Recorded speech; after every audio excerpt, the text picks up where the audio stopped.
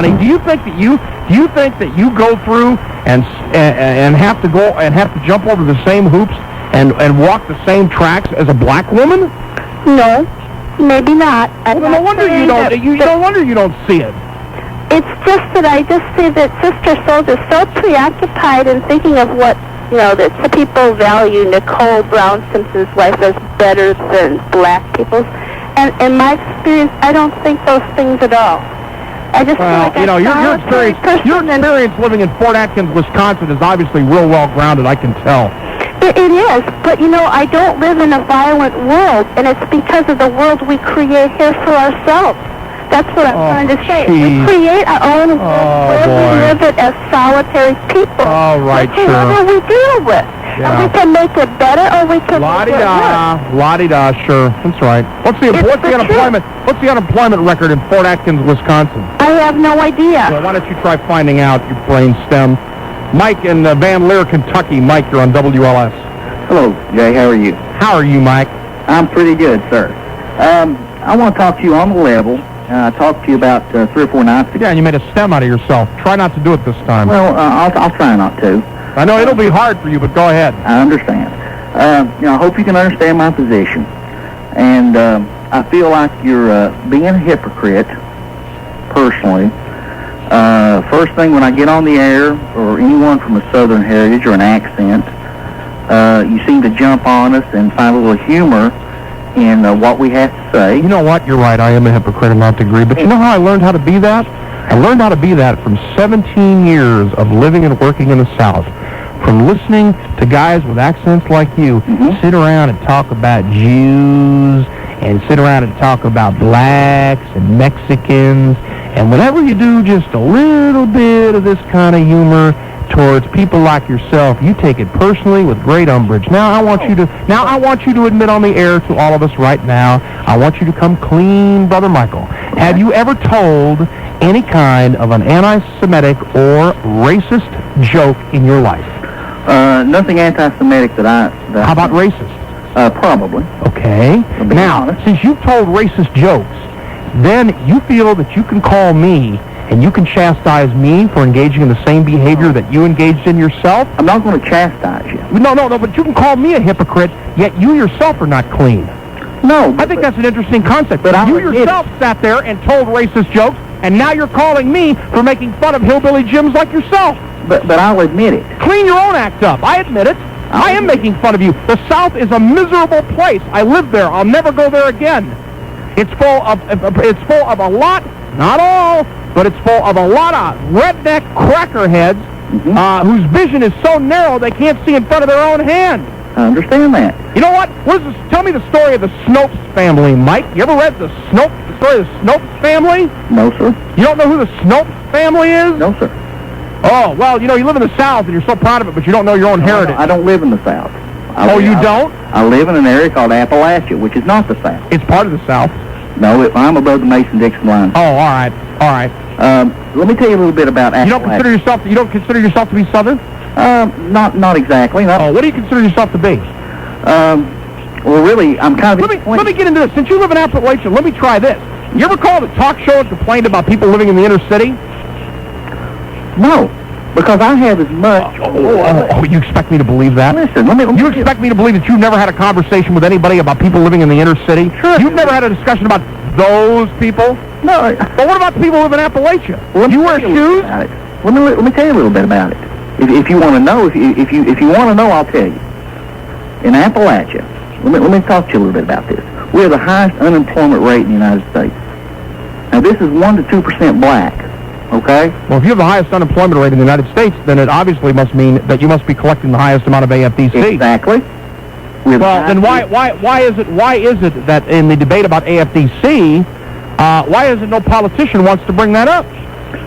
That's something I want to bring up. If you let someone that's got a little bit of idea about what real poverty is, if you let them speak without being interrupted. Oh no! In other words, let them go. In other words, let them go unchallenged. No, I understand what poverty is, and I'd like to do this, Jay. And you can say, go to hell or whatever you want to say. I would like to invite you to Appalachia. You've never been here. I would invite you personally. I'll buy your plane ticket. Why don't you describe to me what you consider to be physically Appalachian? Physically Appalachian? Yeah, how many states? There's 3 basic states. Name them. Kentucky. Yep. West Virginia. I've been there. Eastern Kentucky, not all of Kentucky. Western Virginia. I've been there. Where else? And eastern part of Tennessee. I've been there too. Bingo. I lived in Memphis.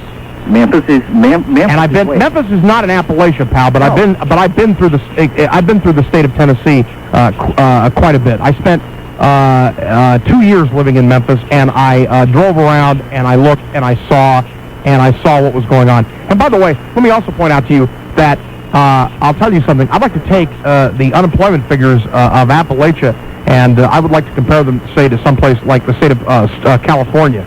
What do you think? How do you think they would range out?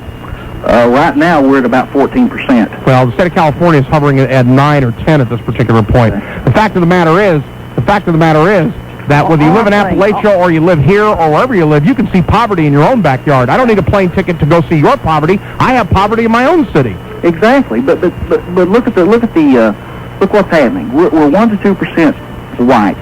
We have no education. Wait a minute, you just said you were 1 to 2% black. 1 to 2% black. I'm sorry. Okay. 1 to 2% black.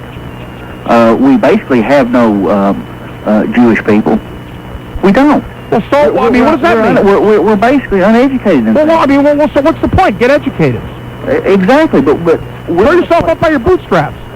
You people like that kind of terminology, don't you? When someone says that about someone else, you give them. Yeah, but you guys like that. I mean, I hear that a lot from people like you. Well, if you would try to understand. Oh, right. Everyone is different, and there's situations in every part of this country that has oppression, that has poverty. Now you're going to sit here. Now you're going to sit here and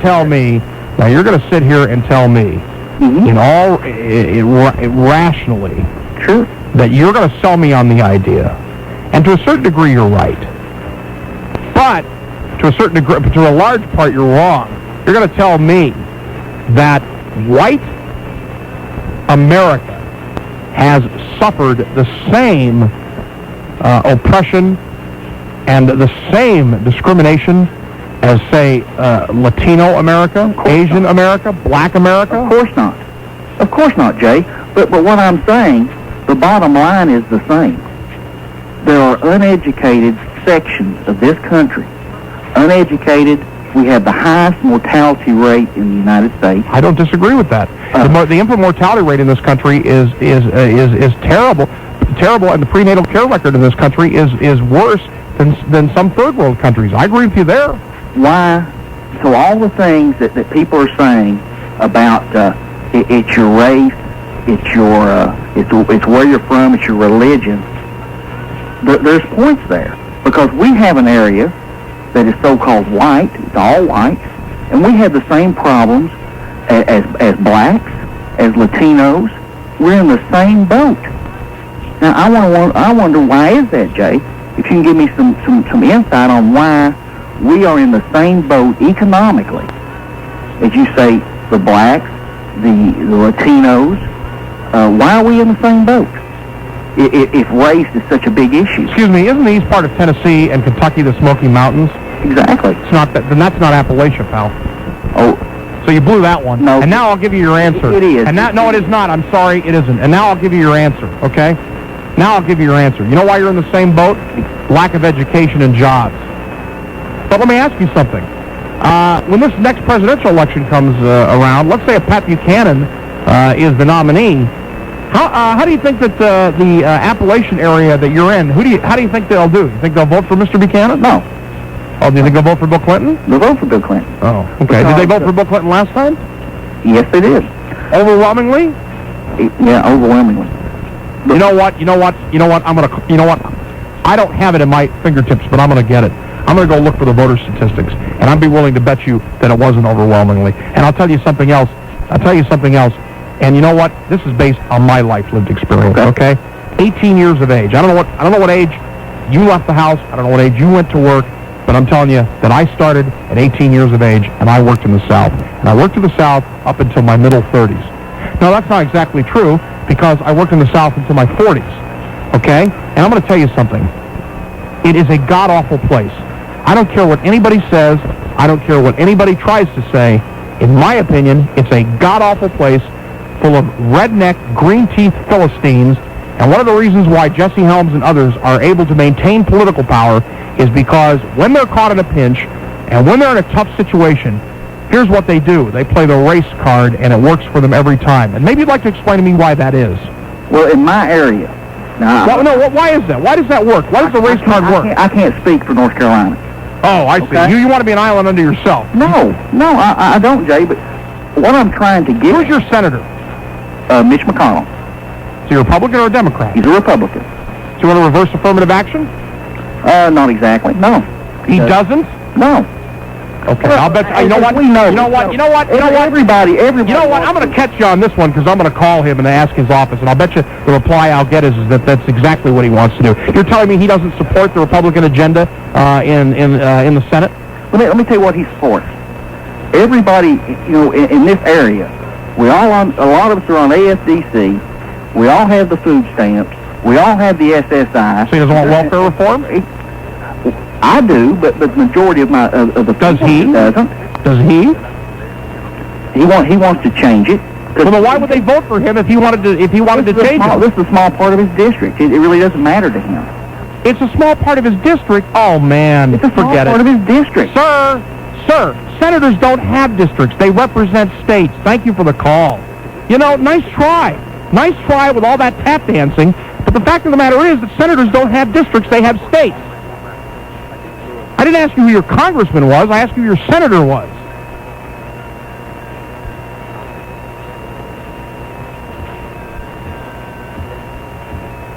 But I'm the guy on the car phone who objects to the way I handle the callers and the ideas. What do you want, the Milt Rosenberg hour? Pal, go to GN. 1151 WLS, dependable weather and traffic. It always cracks me up, man. You can tell racial jokes, and you can sit around, and you can, and we have talk show hosts who do characterizations of black people, and it's okay. But man, oh man, you get a white guy on talking about trailers and about all this other stuff, and suddenly that's not right. Who's the hypocrite here, I want to know? WLS, dependable weather and traffic, here's Grant. There's snow expected to start late.